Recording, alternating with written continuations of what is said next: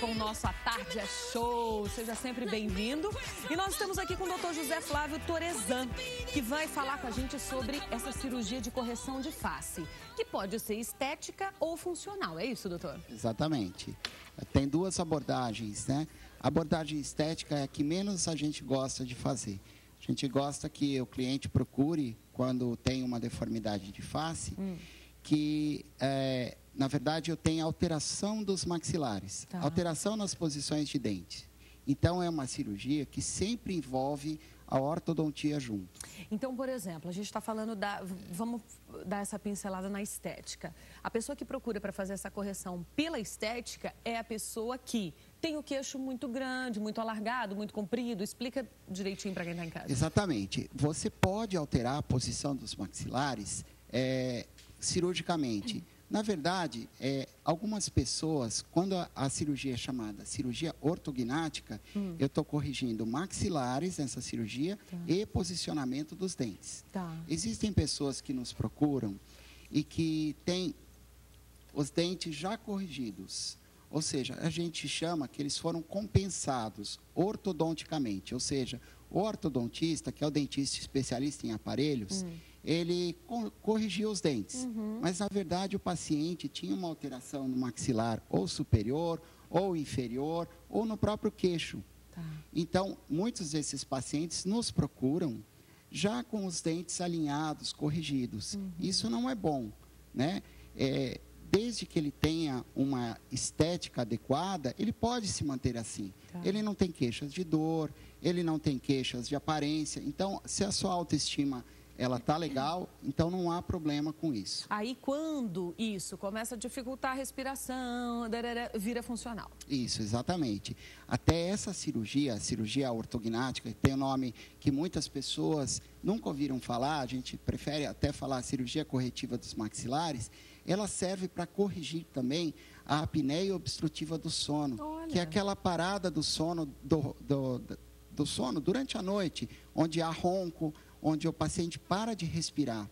Automaticamente diminui o ronco também? Diminui o ronco, cessa o ronco. Só que não é uma cirurgia feita para ronco.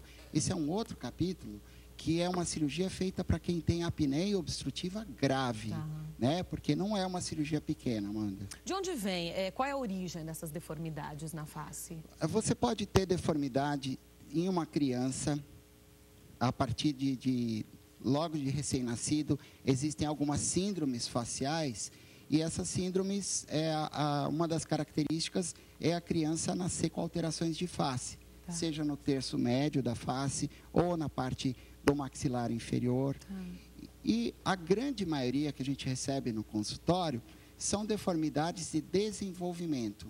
Ou seja, a criança vai, ao longo do tempo, tendo uma alteração da mordida.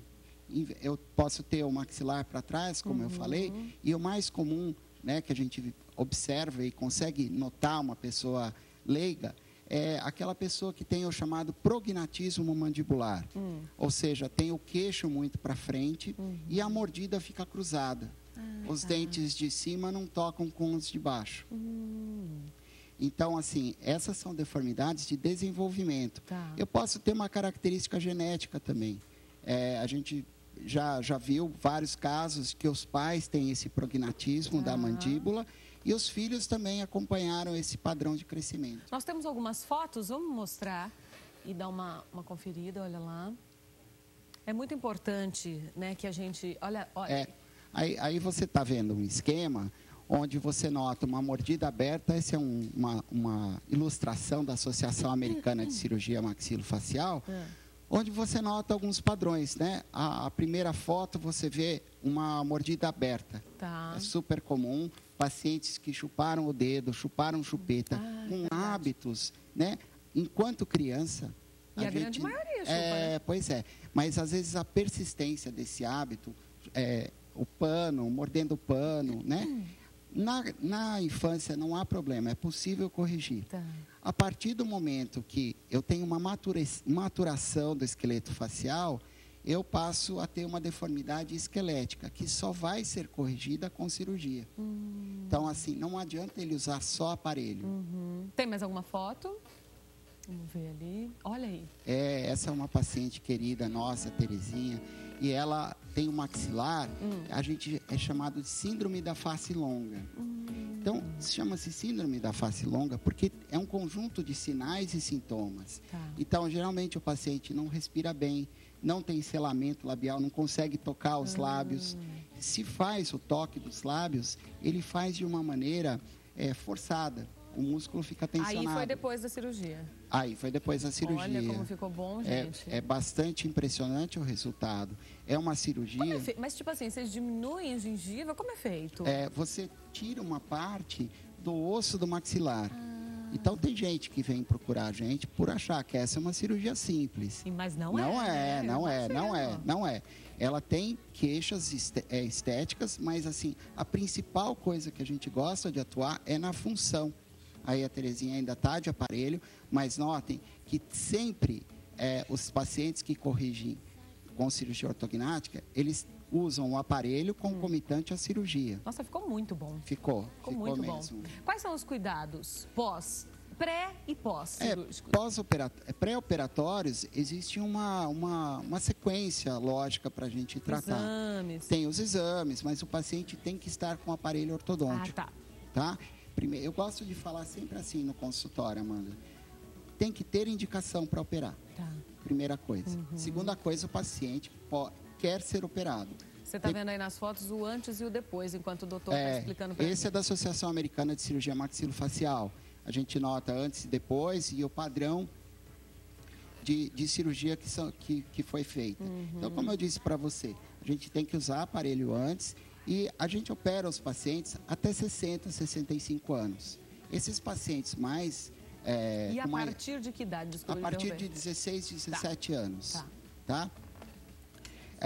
Esses pacientes que nós operamos, obviamente, por ser uma cirurgia estético-funcional, não é uma cirurgia urgente que ele precisa fazer. Então, ele precisa estar em boas condições de saúde. Tá. Claro que, como eu disse anteriormente, a gente faz essa cirurgia também para a apneia obstrutiva do sono. Sim. Geralmente, o paciente de apneia, ele é um paciente mais velho e que já possui algumas alterações sistêmicas. Ele, às vezes, é diabético por conta da apneia até, tem uma síndrome metabólica. Então, assim, ele precisa compensar esse lado para a gente poder levá-lo para a cirurgia, para levá-lo com segurança.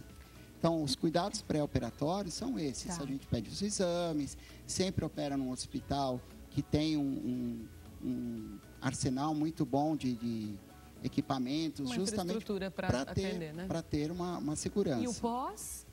O pós-operatório vai depender muito do tipo de cirurgia que é realizado.